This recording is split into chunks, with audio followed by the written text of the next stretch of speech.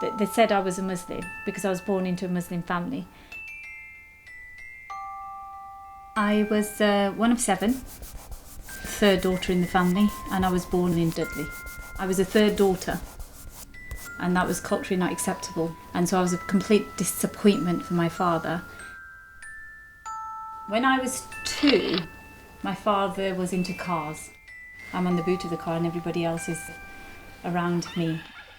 And cameras weren't common then, you see. So whenever there was picture time, everybody would come and be part of the picture. The skills aren't there, as you can see. There's most of me and less of others on that picture. My dad would take us to Grange Road Park. All the others kind of sit normally, but I'm not normal. I won't play on slides or anything, I'd go around exploring. That picture was taken there by my uncle. My 2 sisters on either side, and then my uncle's children. And you know, the conversation that used to happen between families were, we were arranged to marry each other. We were groomed to have arranged marriages with relatives, whether it's back home or here, and work or jobs, or that was a taboo, a complete taboo. Who I was as a child, that adventurous, ambitious dreamer, completely got trashed and taken away from me. And that my identity got lost in the picture.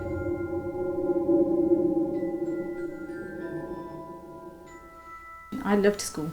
I loved books. I loved everything about education. But I don't think it was part of the culture. We had never stepped out of Dudley, but we'd had family members come and go from Pakistan. So I wanted to explore what Pakistan was and where it was. When I was 9, I was sent to Pakistan on my own. And I still remember the day we had to go to the airport. He was a bit late. And I was so stressed out. And by the time we got to Heathrow, I ran. I literally let go of his hand and I ran. And I didn't look back. I did not look back. I was so excited about this journey and this trip that I didn't even look back to see how my dad was feeling. And this uncle picked me up and put me in this van full of strangers. And I had to, for the first time in my life, I sat with a complete stranger throughout this whole journey. And all I could hear was beep beep, bam bam, beep beep, bam bam. There was so much noise. The heat got to me, the noise got to me, the smells got to me. But it was adventure. Best experience of my life. And I was free. The main thing was I had freedom. What I did was I came back after my 8 weeks of my experience and I told my siblings what a wonderful time I had, and I convinced them and I said we should all go as a family. Exactly a year later, we all went to Pakistan. It was just so much excitement.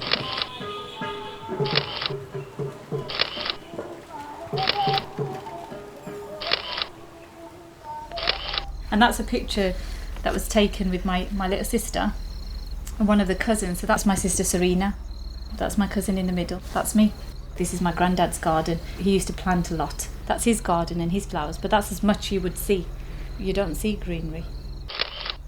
If you have a look in the picture where my great-great-grandmother is sat, you don't see greenery. That's the mud house right behind. That's the bed that we used to sleep on. We didn't have regular water, so I'd have to go to the well, and I used to carry the water back. And that was the social networking of women in those days. They would all meet up at the well, have a chat, joke, and get the water and then head back home. That was their social media. These are my aunties. I am so close to my aunties. My uncle, whose feet you can see there, he used to love taking us around and taking pictures. I was very much into pets. I kept rabbits while I was there. I went everywhere with my pigeon. That was my pet, the pigeon on my back.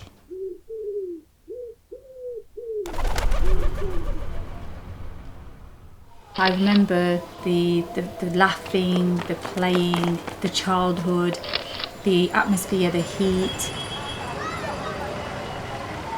But unfortunately, it didn't last for long, and good things don't normally last for long. My parents got separated at that point. This is taken when my parents actually separated. I'm in the pink.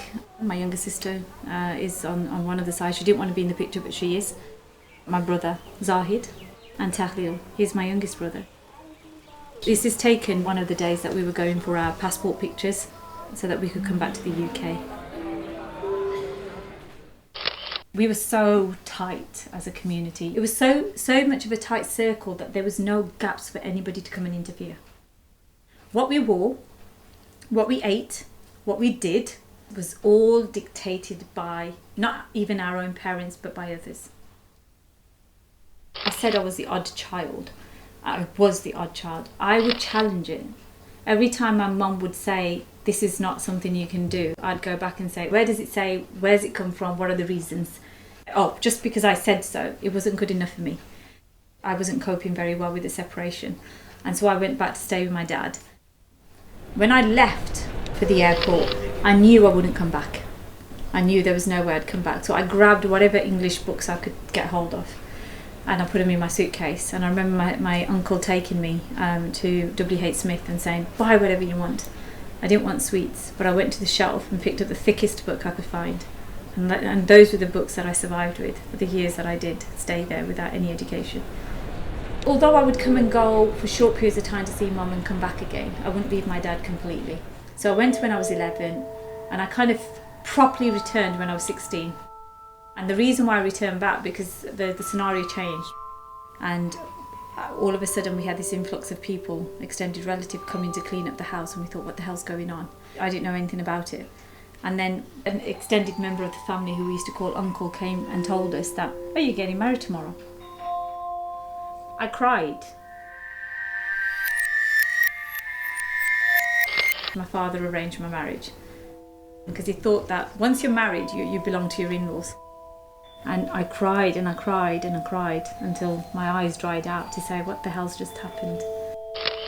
My granddad, my mum's dad, he's the only one that actually hugged me. And then things changed, everything changed. I didn't want to be in Pakistan anymore. I couldn't be with my dad. If I couldn't be with my dad, I didn't want to be in Pakistan. And I was no longer daddy's little girl anymore. After that wedding, I didn't stay for another day. Things had changed. The positive thing about that was that when I came back, I was a missus. I was independent. So I said to my mum, I'm going to go and I'm going to get myself an education. In those days, you had to pay for your exams. So I said to my mum, I'm going to get a job. My first job was working for butchers and bakers in Dudley on Pear Tree Lane. It was a night shift, 9 till 6 in the morning. And then I used to go and do adult education. And then from there I became quite independent and everything from there changed. During the period of Ramadan, the last 10 days are very holy days. I said to my mum, for 10 days, I don't want to have anything to do with anybody. I'm going to commit to God and I want some answers. And I went into this room and I sat, and for 10 days, day and night, I read. And I consulted, and I read and I consulted. That's when I had an identity. I knew who I was. I wanted to be Muslim. For the first time in my life, I wanted to be Muslim. I put on a headscarf at that point because I wanted to be recognised as a Muslim and voice my opinions and my rights as a Muslim. What I am today is something that I wasn't. I created it. What I am today is something that I put in place. My parents didn't give it, no culture gave it, no religion. Nobody gave it. I'm quite proud of who I am now. So I do have an identity now, but it didn't come naturally or normal. It was made as I went along.